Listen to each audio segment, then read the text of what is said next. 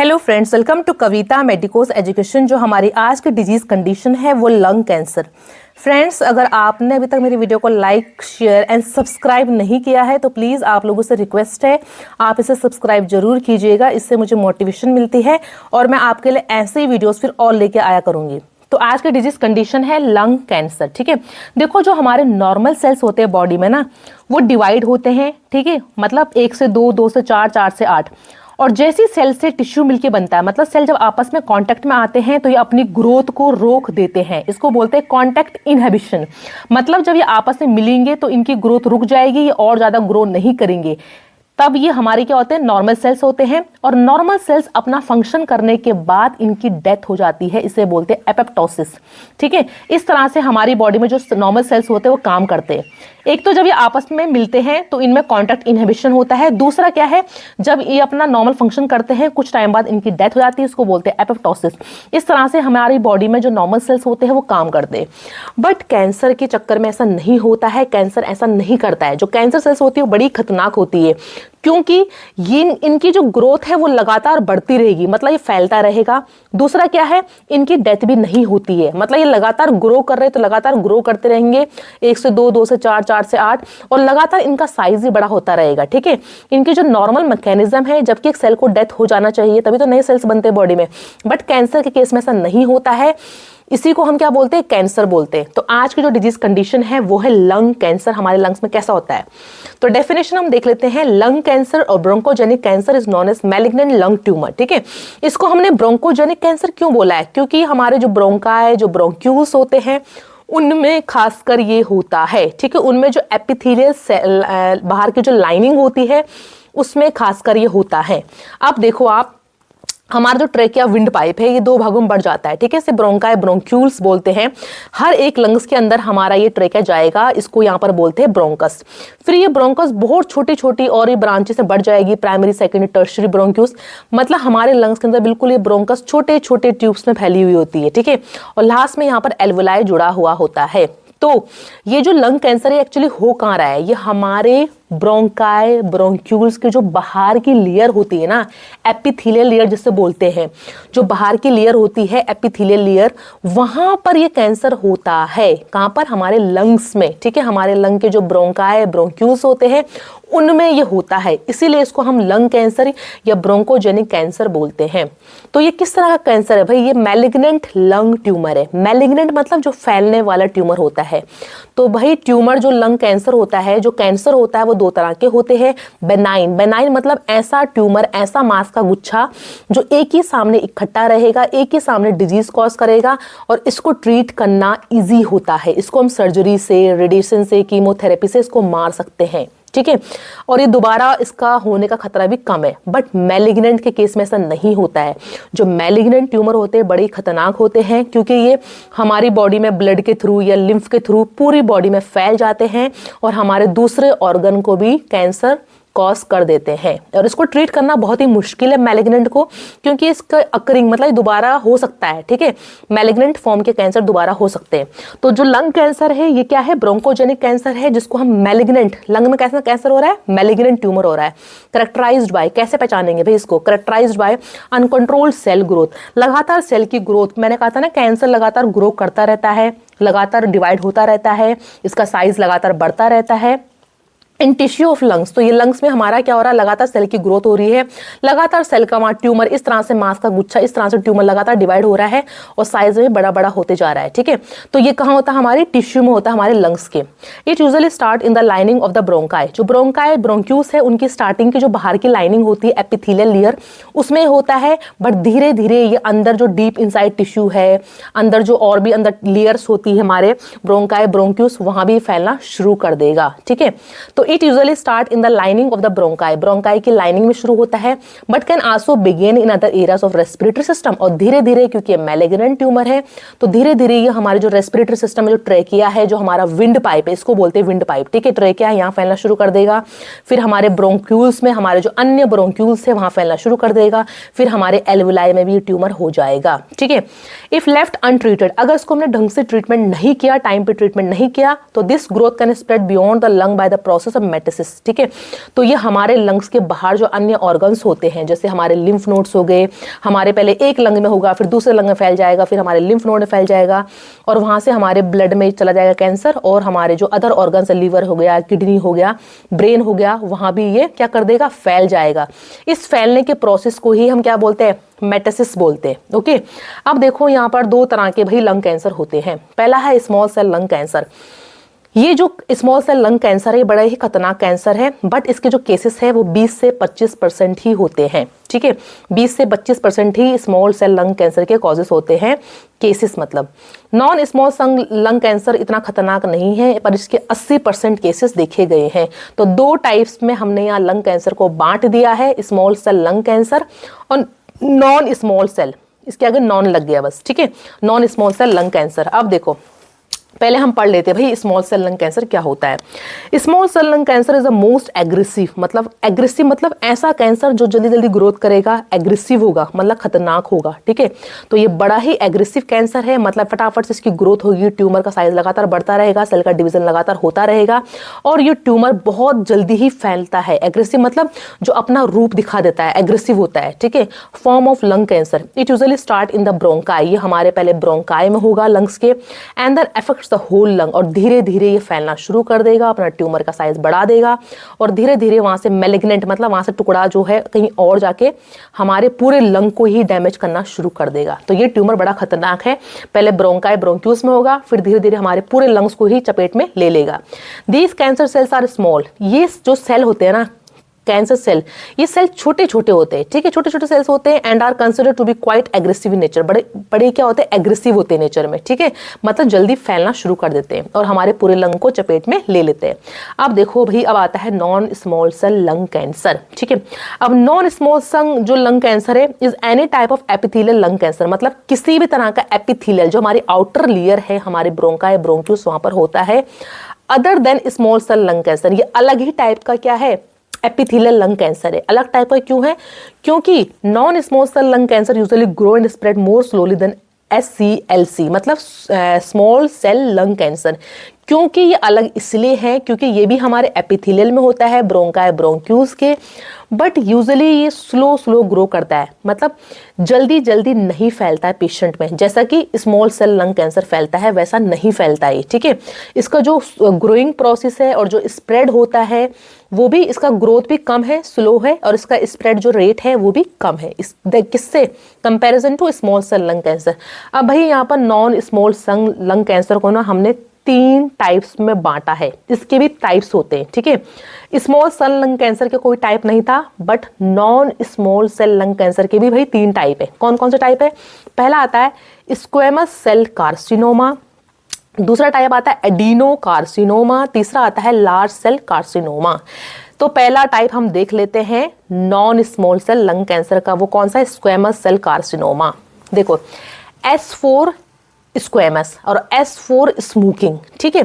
तो भाई small cell lung cancer ज्यादातर मेल्स में होता है, और S4 स्मोकिंग, S4 स्क्वेमस, तो जो लोग धूम्रपान करते हैं, टोबैको, बीड़ी, च्युइंगम, सिगार वगैरह कुछ भी मतलब लेते हैं, एक्टिव स्मोकर है, पैसिव स्मोकर है, स्मोकिंग जो करते हैं भाई उनमें होता है स्क्वेमस सेल कार्सिनोमा, ठीक है। तीसरा क्या है, occur centre in large bronchi, ये हमारे जो सेंटर ब्रोंकाई है ना, मतलब यहाँ पर देखो ये ट्रेकिया 2 भागों में डिवाइड हो गया, ठीक है।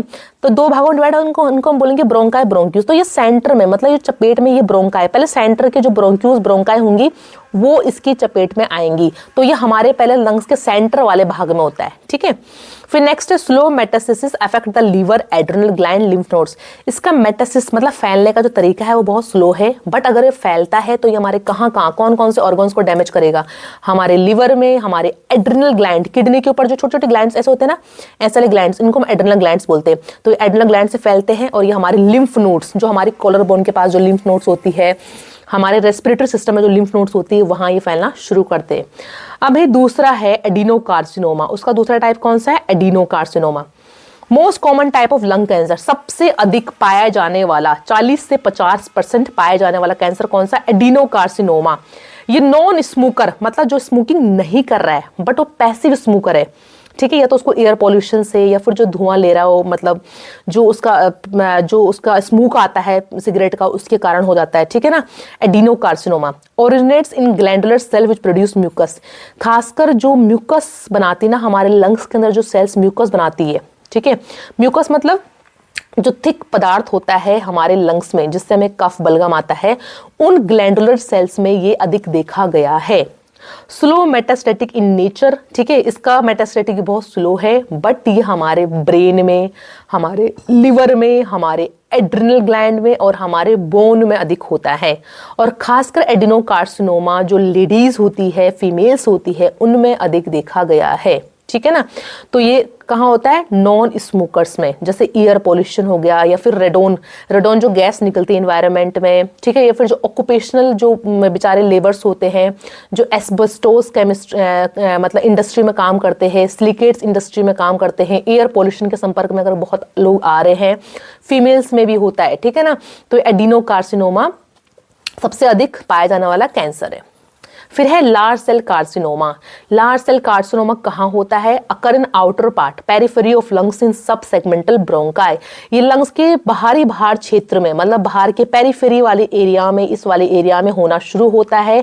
ये हमारे जो सब सेगमेंटल मतलब किनारे किनारे जो ब्रोंकाई ब्रोंक्यूस होती है उनमें ये होता है। इसमें 10 से 15% केसेस देखे गए हैं, किसके? Non small cell lung cancer के 10 से 15% केसेस कौन से? लार्ज सेल कार्सिनोमा के हैं।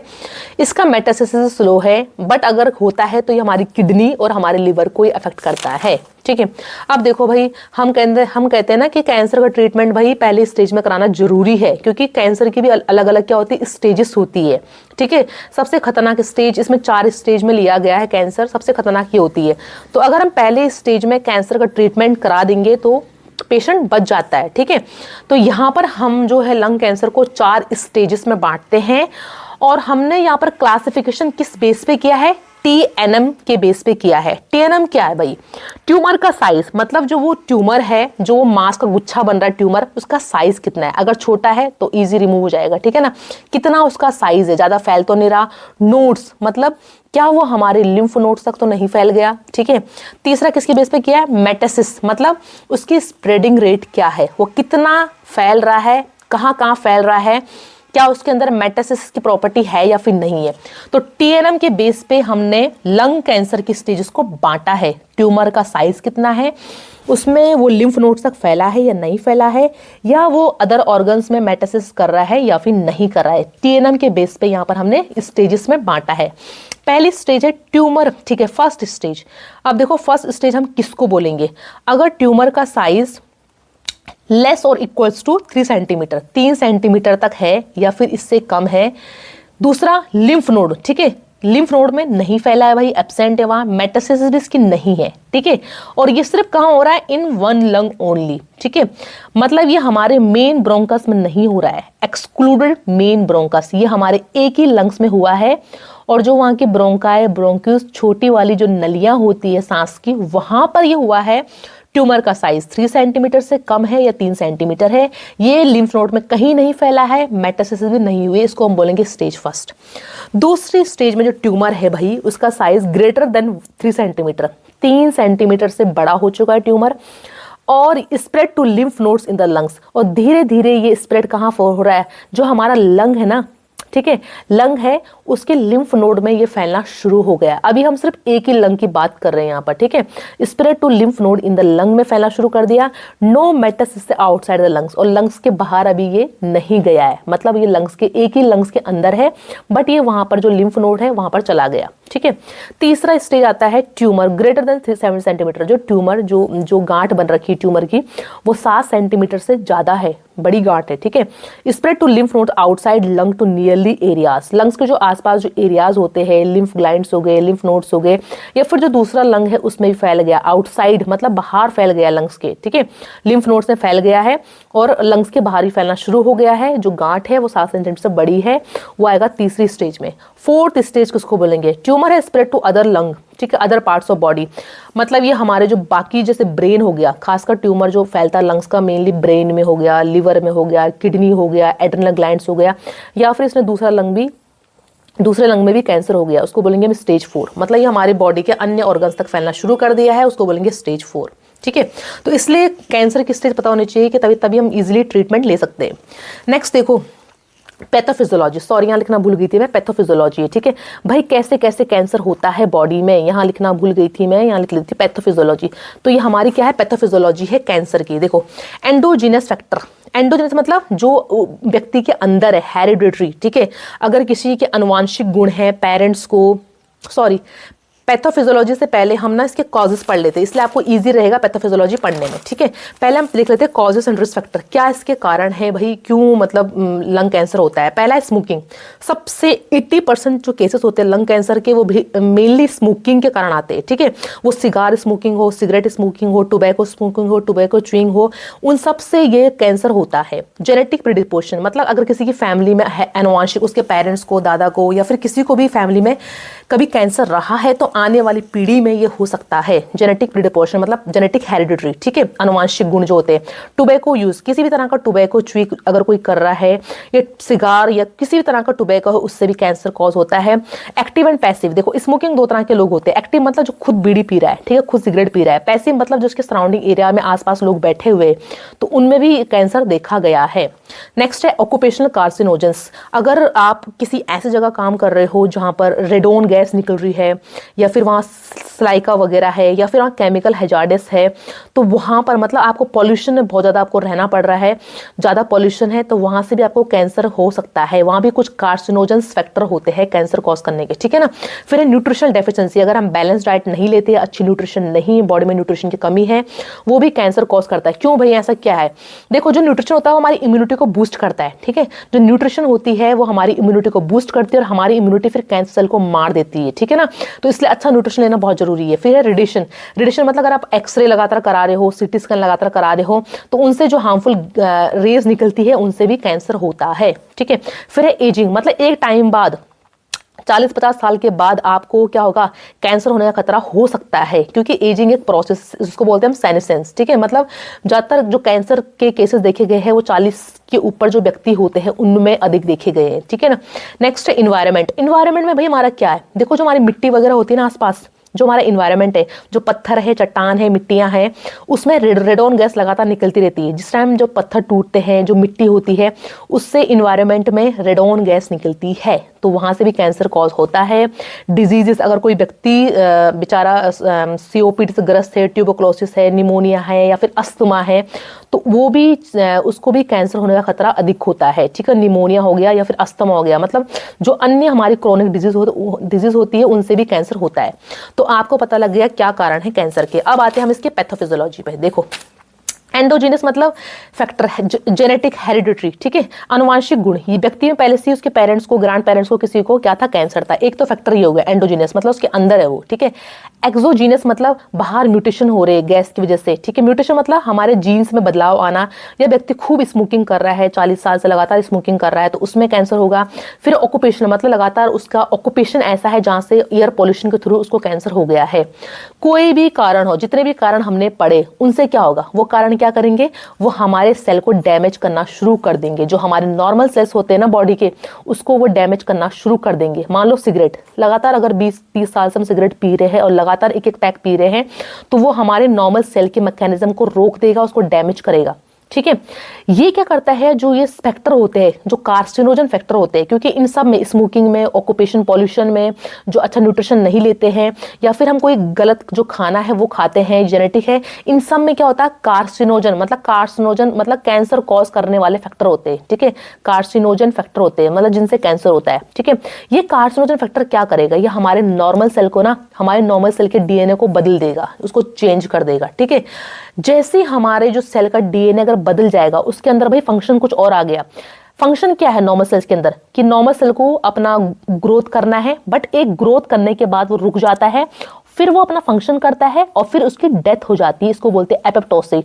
बट अगर उसकी हम जेनेटिक को ही यहाँ बदल दे, उसके DNA को बदल दे, उसके अंदर हमने कोई और प्रोग्राम यहाँ सेट कर दिया, ठीक है। उसके अंदर कौन सा प्रोग्राम आ गया, कार्सिनोजन प्रोग्राम आ गया, मतलब उसने उसके DNA को बदल दिया, इसके अंदर दूसरा प्रोग्राम आ गया, तो क्या होगा, सेल DNA चेंज, सेल का DNA बदल जाएगा, जिससे क्या होगा, cellular changes, abnormal cell growth occur. Cell का जो, अगर सेल का DNA ही वही बदल गया है तो क्या होगा, उसके अंदर जो चेंजेस आएंगे वो बड़े एबनॉर्मल आएंगे, ठीक है। उसके सेल की जो मैकेनिज्म जो होनी चाहिए वो नहीं होगी, अब उसका सेलुलर जो अंदर का मटेरियल है, अंदर इनसाइड जो मटेरियल है वो सब कुछ बदल गया है, तो उसके अंदर सेलुलर चेंजेस आएंगे, जिसकी वजह से सेल क्या करेगा, एबनॉर्मल सेल ग्रोथ करना शुरू कर देगा। एबनॉर्मल मतलब लगातार बढ़ रहा है तो लगातार बढ़ते ही रहेगा, बढ़ते ही रहेगा, बढ़ते ही रहेगा, इसकी डेथ भी नहीं होगी, और इससे दूसरा सेल भी बढ़ेगा, वो भी बढ़ता रहेगा, बढ़ता रहेगा, ठीक है। इनकी डेथ नहीं हो रही है, फिर इनका साइज भी लगातार बड़ा हो रहा है, ट्यूमर फॉर्म कर देंगे। मास फॉर्मेशन, इस तरह से मास बन जाएगा इन पल्मोनरी एपिथेलियल सेल्स, हमारे एपिथेलियल सेल्स में, और इसी को ही हम नियोप्लाजिया मतलब कैंसर बोलते हैं, जो हमारे ब्रोंकाई को अफेक्ट करेगा, हमारे लंग्स के लोब को अफेक्ट कर देगा, इसी को हम क्या बोलते हैं, कैंसर बोलते हैं, ठीक है ना। आप देखो नेक्स्ट क्या है, साइन एंड सिम्टम्स। क्या भाई ऐसे लक्षण हैं जो कैंसर वाले व्यक्ति में देखने को मिलेंगे।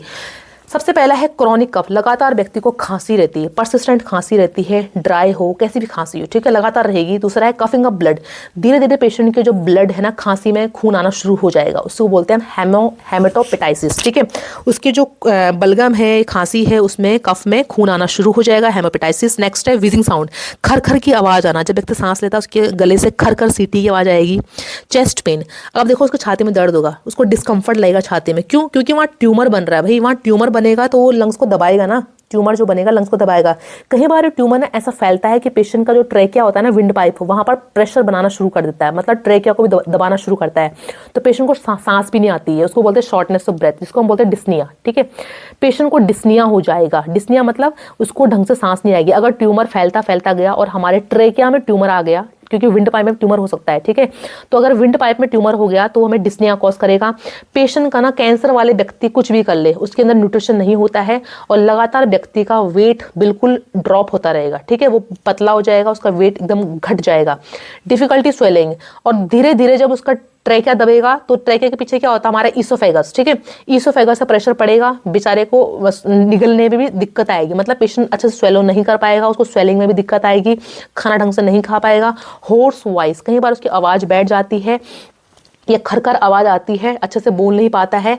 नेक्स्ट नोजिया, वॉमिटिंग, एनोरेक्सिया, और जब ट्यूमर हो जाएगा, अगर ट्यूमर आगे फैलता है तो पेशेंट को नोजिया, वॉमिटिंग, ब्रेन में जाएगा तो ब्रेन में मेटास्टेसिस कॉज करेगा, पेशेंट को नोजिया, वॉमिटिंग, एनोरेक्सिया, खाने का कुछ भी मन नहीं करेगा, दिन भर पेशेंट थका थका फील करेगा, और उसको फीवर चिल्स होगा। फीवर चिल्स क्यों, क्योंकि हमारी इम्यूनिटी क्या करेगी, कैंसर को मारने की कोशिश करेगी, जिसके कारण पेशेंट को फीवर और सर्दी, खांसी, जुकाम और ये मतलब बुखार वगैरह आ जाएगा, ठीक है।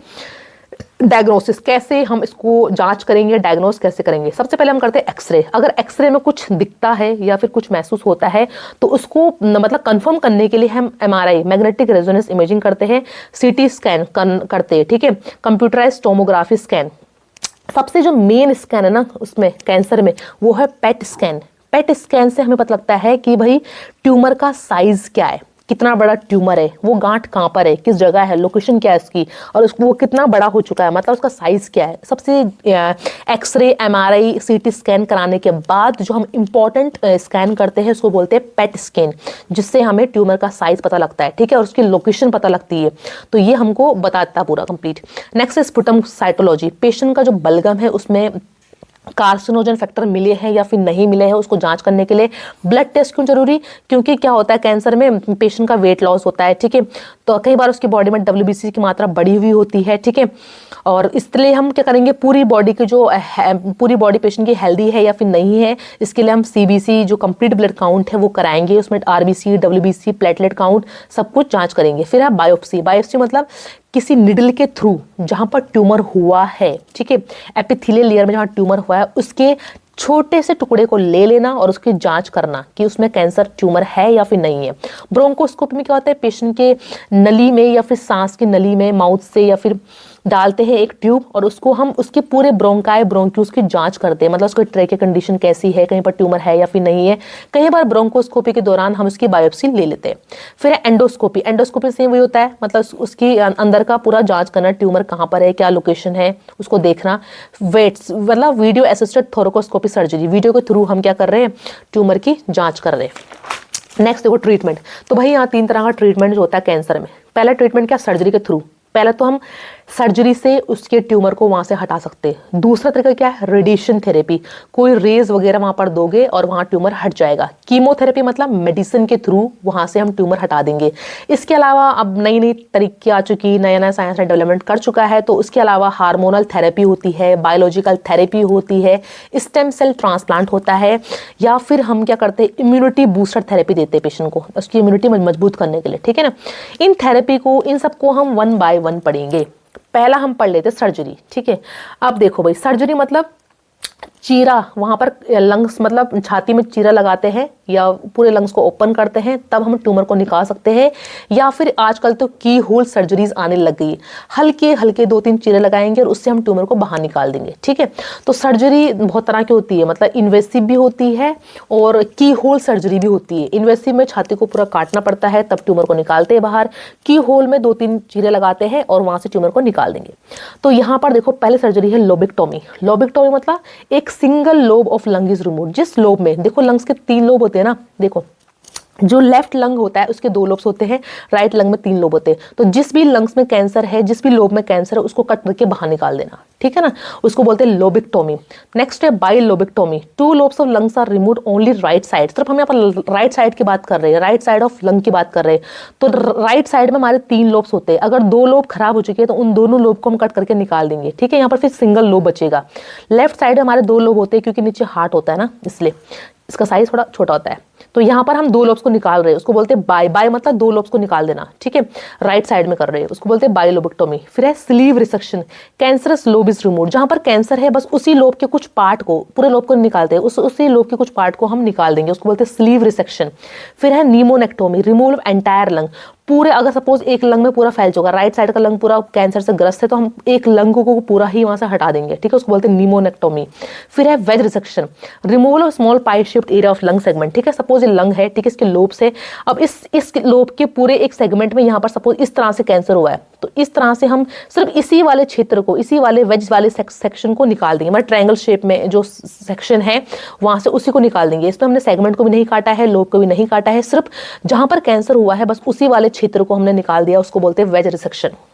अब देखो सेगमेंटोमी, सेगमेंटोमी में क्या होता है, इस segment of the lung is removed, एक पूरे सेगमेंट को हम निकाल देंगे, ठीक है ना, एक पूरे सेगमेंट को यहाँ से हमने निकाल दिया, उसको बोलते हैं सेगमेंटोमी। अब आता है रेडिएशन थेरेपी। रेडिएशन भाई क्या होती है, देखो जो रेज होती है ना, जो रेज होती है बहुत पावरफुल होती है, उन रेज के थ्रू हम कैंसर को जला देते हैं या उनके साइज को हम वहाँ खत्म कर देते हैं ताकि उनकी ग्रोथ आगे ना बढ़े, ठीक है। तो use to reduce the size of tumours, tumour का साइज अगर लगातार बढ़ रहा है, फैला जा रहा है, तो उसके साइज को कम करने के लिए हम क्या करते हैं, रेडिएशन रेज यूज करते हैं। फिर है useful in controlling the neoplasm that can not surgery remove, ठीक है, किसी ट्यूमर को सर्जरी से हम नहीं निकाल पा रहे हैं, ठीक है, वहां पर कुछ कॉम्प्लिकेशंस आ रहे हैं, तब हम वहां पर रेज भेजेंगे, ठीक है, और उन रेज के थ्रू हम उस न्यूमोप्लाज्म को कंट्रोल करने की कोशिश करते हैं ताकि वो और जगह ना फैले और स्प्रेड ना हो। फिर है high energy radiations are used to kill cancer cells और श्रिंक ट्यूमर, ठीक है, इसमें बहुत हाई एनर्जी की रेज यूज की जाती है जिसके थ्रू हम कैंसर सेल को या तो पूरी तरह से नष्ट कर देते हैं, उनको बिल्कुल किल कर देते हैं, या उनके साइज को बिल्कुल श्रिंक कर देते हैं, ठीक है, उसको बिल्कुल दबा देते हैं। कीमोथेरेपी, भाई कीमोस को बोलते हैं जब पेशेंट को मेडिसिन देते हैं, ड्रग्स देते हैं, उसके थ्रू हम कैंसर की ग्रोथ को रोक देते हैं, उसी को हम क्या बोलते हैं, कीमो बोलते हैं। क्या बोलते हैं, कीमोथेरेपी, ठीक है। तो uses drugs to kill cancer cells and inhibit their growth, cancer cell की ग्रोथ को रोकने के लिए हम ड्रग्स देंगे, उनकी ग्रोथ को इनहिबिट कर देंगे, रोक देंगे। दे टारगेट रैपिडली डिवाइडिंग सेल्स, ठीक है, ये मेनली कीमोथेरेपी जो लगातार सेल, क्योंकि कैंसर के जो सेल होते हैं ना लगातार बहुत तेजी से क्या करते हैं, अपना ग्रोथ करते, लगातार डिवाइड होते रहते हैं, लगातार इनका साइज बढ़ता रहता है, मतलब इनका डिवीजन जो रेट हो फटाफट से होता रहेगा। तो इस डिवीजन के रेट को हम क्या करेंगे, कीमोथेरेपी मेडिसिन के थ्रू क्या करेंगे, रोकेंगे ताकि रैपिडली डिवाइड ना हो, which include cancer cells, healthy cells that divide quickly. और कई बार आपने देखा होगा जो लोग कीमोथेरेपी लेते हैं उनके अंदर बहुत कॉम्प्लिकेशंस आते हैं। ऐसा क्यों होता है भाई, क्योंकि जो मेडिसिन होती है ना, ये कैंसर सेल, ट्यूमर सेल को तो मारेगी ही मारेगी, साथ में कई बार ये हमारी जो नॉर्मल सेल्स होती है बॉडी की, उसको भी ये नष्ट कर देती है, उसको भी मार देती है, ठीक है। तो कीमोथेरेपी से पेशेंट में बहुत साइड इफेक्ट देखे गए हैं, क्योंकि जो ये जो मेडिसिन होती है ये हमारे कैंसर सेल को तो मारती है, साथ में हमारी बॉडी के जो नॉर्मल हेल्दी सेल्स है उनको भी मारना शुरू कर देती है। जैसे कि बोन मैरो के सेल्स को मारना शुरू कर देती है, तो पेशेंट को हमेशा बोन में दर्द होगा, उसको हमेशा बॉडी में पेन होगा, ज़्यादातर कैंसर के पेशेंट को पेन होता है। डाइजेस्टिव ट्रैक्ट, पेशेंट को ढंग से भूख नहीं लगती है क्योंकि वहाँ की सेल्स मर जाती है कीमोथेरेपी के थ्रू। तो पेशेंट में हमेशा क्या होता है, एनोरेक्सिया की कंडीशन बनी रहती है, उसको हमेशा नोजिया वॉमिटिंग होती है। और आपने देखा होगा, अक्सर आपने सुना भी होगा, हेयर फॉलिकल्स, पेशेंट के बाल बहुत झड़ते हैं क्योंकि हेयर फॉलिकल्स के सेल को भी ये मार देती है। अब जैसे कि हम किस तरह के ड्रग्स भाई इसमें दे सकते हैं, इसमें आते हैं 2 तरह के ड्रग, मतलब टू ड्रग रेजिमेंट इसमें हम देते हैं पेशेंट को, 2 ड्रग रेजिमेंट। ठीक है, पहला क्या है, ये तो हम सिस वाले ड्रग देंगे या फिर हम कार्बोप्लेटिन वाले ड्रग देंगे। तो कार्बोप्लेटिन को हम किस में मिला कर देंगे, टेक्सोल में या फिर टेक्सोटेर में मिला के देंगे। तो ये 2 तरह की हम ड्रग्स यूज करते हैं कीमोथेरेपी में लंग कैंसर के। कौन कौन सी, सिस या फिर कार्बोप्लेटिन, या फिर उसके साथ कौन सी ड्रग ऐड करेंगे, टेक्सोल या फिर टेक्सोटेर। ओके, नेक्स्ट देखो क्या है, for small cell lung cancer. अगर स्मॉल सेल लंग कैंसर हुआ है पेशेंट को, ये कौन सी ड्रग थी, ये non small cell lung cancer drug थी वाली। ठीक है, अगर पेशेंट को स्मॉल सेल लंग कैंसर हुआ है तो उसमें हम सिंगल ड्रग पेशेंट को दे सकते हैं, सिंगल मेडिसिन दे सकते हैं, जैसे कि सिस्प्लेटिन या फिर इटोपोसाइड। ओके, ये हम पेशेंट की ड्रग है। साइड इफेक्ट ऑफ ट्रीटमेंट, अब सर्जरी के थ्रू, रेडिएशन के थ्रू, कीमोथेरेपी के थ्रू पेशेंट को बहुत तरह के साइड इफेक्ट झेलने पड़ते हैं, जैसे कि पेन, पेशेंट को हमेशा दर्द बना रहेगा, कमजोरी होती पेशेंट में जो थेरेपीज या ट्रीटमेंट या कीमोथेरेपी लेते हैं उनमें एनीमिया की कंडीशन देखी गई है, मतलब खून की कमी होती है। फिर है फैटीग, हमेशा पेशेंट थका थका महसूस करेगा। हेमरेज, उसको कई बार हेमरेज होने का भी खतरा होता है, ब्लीड वगैरह अंदर हो सकता है। एलोपेशिया, पेशेंट के बाल वगैरह झड़ना शुरू हो जाते हैं। ठीक है, नए फॉलिकल्स बनना कम होते हैं, बाल झड़ते हैं पेशेंट के, उसकी स्किन पीली हो जाएगी। रिस्क ऑफ एटलेक्टेसिस, कई बार क्या होता है, जो हमारे वो होते हैं ना एल्वुलाई, उसमें भी बीमारी स्टार्ट हो जाती है, उसको बोलते हैं एटलेक्टेसिस। ठीक है, लंग्स मतलब जो हमारे एल्वुलाई है उनका कोलैप्स होना। पेशेंट में कई बार निमोनिया हो जाता है, कई बार हाइपोक्सिया, पेशेंट को डिफिकल्टी, खासकर कैंसर के पेशेंट को सांस की बहुत दिक्कत होती है। ठीक है, हाइपोक्सिया की कंडीशन देखी गई है।